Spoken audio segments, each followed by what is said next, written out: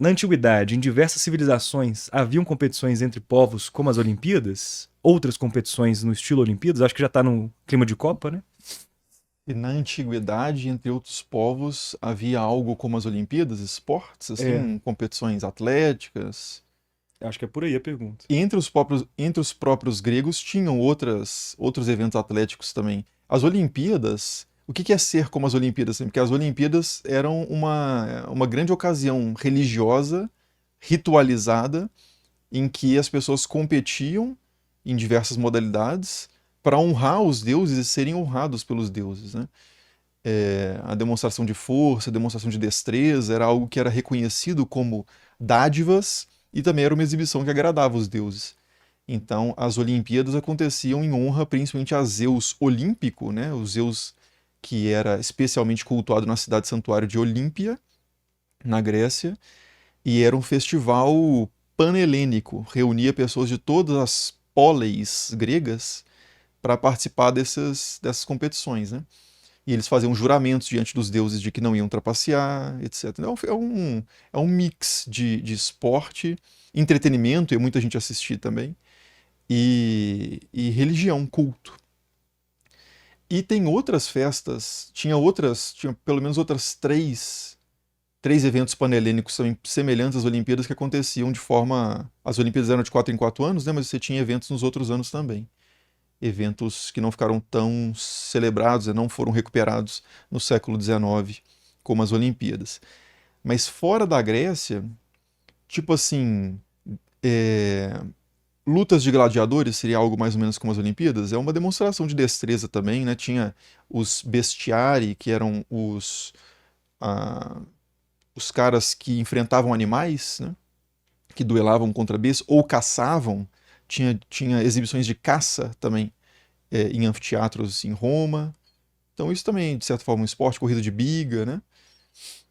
E fora de Grécia e Roma, competições atléticas, teve um período, mas aí tem a ver com a cultura greco-romana, teve um período em que em Jerusalém havia competições e a prática de ginástica, mas isso como um traço de helenismo, né? Uma adoção ali cultural da cultura grega em Jerusalém que desagradou bastante alguns grupos mais tradicionalistas, digamos assim, na região, entre eles os macabeus, né, que acabam eliminando essa parte da população judaica que eles consideravam entreguistas, digamos assim, né, partidários dos gregos.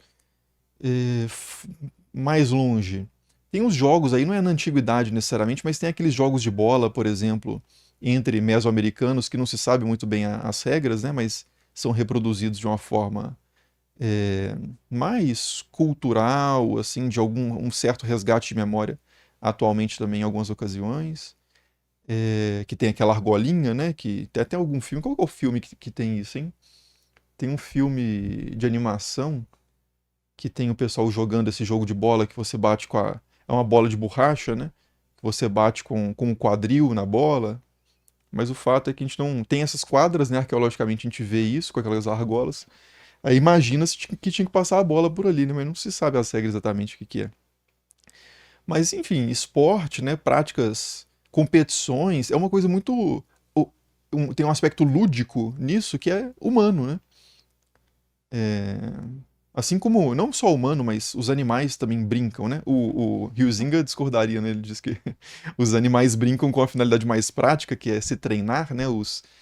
O, os leõezinhos, filhotes, eles ficam dando aquela brincada, mas já é uma preparação para caça, para defesa. Mas os seres humanos também, né? Se for pensar, essas competições atléticas, arremesso de lança, pugilato, luta propriamente, né? O que a gente chama de luta greco-romana, mas os greco-romanos chamavam de luta só, são formas, assim como na Idade Média você também tem aquelas justas, aquelas disputas com lança em cima do cavalo e depois combates a pé de espada, tudo isso são reproduções em ambientes controlados de práticas militares, né? Que tem uma serventia de proteção ou de demonstração de capacidade ofensiva. Então, bom, é isso. Não sei se exatamente foi isso que você perguntou, mas foi exatamente isso que eu respondi. Aproveitando aqui o espírito esportivo, o Alejandro Perguntou, é ele ali? O Colossal Esporte Clube Internacional? É ele, o próprio. Fazendo referência ali, imagina Tá aqui, né? a caneca. Eu não vou tirar porque ela tá segurando os livros ali. Não vai cair tudo, mas entre o Mestre e a Margarida e uma Bíblia dos Gideões, versão inglês-português, tem uma caneca do Esporte Clube Internacional com o símbolo do canal esculpido em nó de pinho pelo Sou Eu de Novo. Então esse é um detalhe aí da estante. Eu sou eu de novo, pra quem não conhece, vale a pena conhecer. Acho que ele tá Sim. mais ativo no Instagram, né? Acho que No Instagram. Instagram, sou eu de novo. Um grande escultor. Sim. É... O Hefesto Tupiniquim. Pronto. Chacal Cycling perguntou, professor, qual caso que você investigou parecia completamente absurdo no início, mas acabou tendo evidências mais sólidas do que imaginava? Uma pergunta Caso que do ofício de historiador. Muito obrigado, Chacal. parecia absurdo no início e conforme eu fui investigando começou a fazer mais sentido. Eu acho que é por aí. Difícil, hein? Difícil, difícil.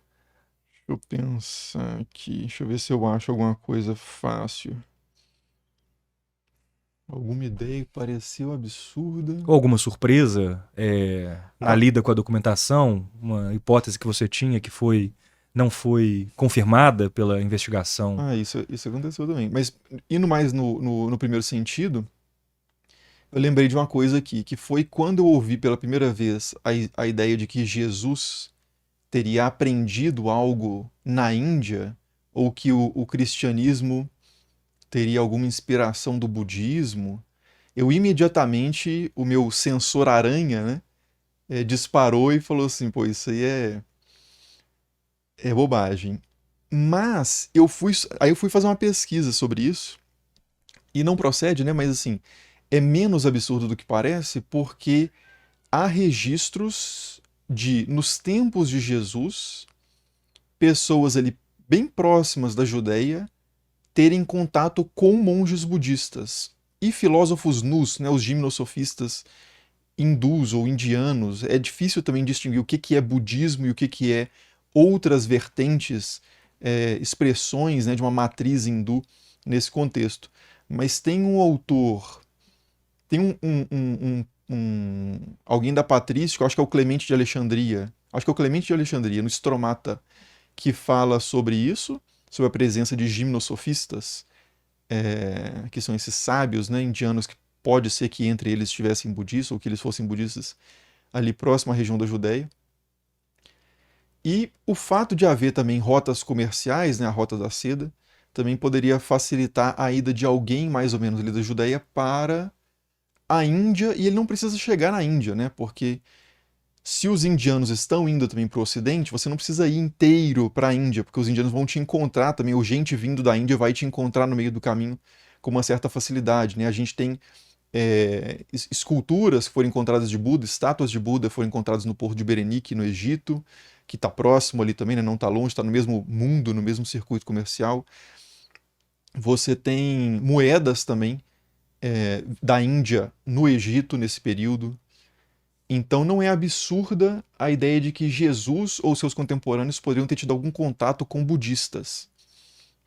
Mas não é uma boa explicação para a doutrina de Jesus, né? Permanece sendo uma explicação melhor para por que Jesus disse o que disse e pensava como pensava, a sua própria matriz local, quando a gente compara os ensinamentos de Jesus com os manuscritos do Mar Morto, com a tradição judaica apocalíptica.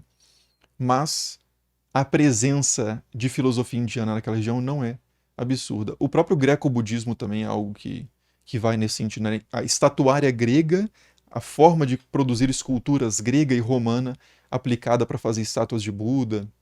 A gente encontra isso muito no que hoje é o Afeganistão, talvez, na antiga Báctria e região, né, Gadara, enfim.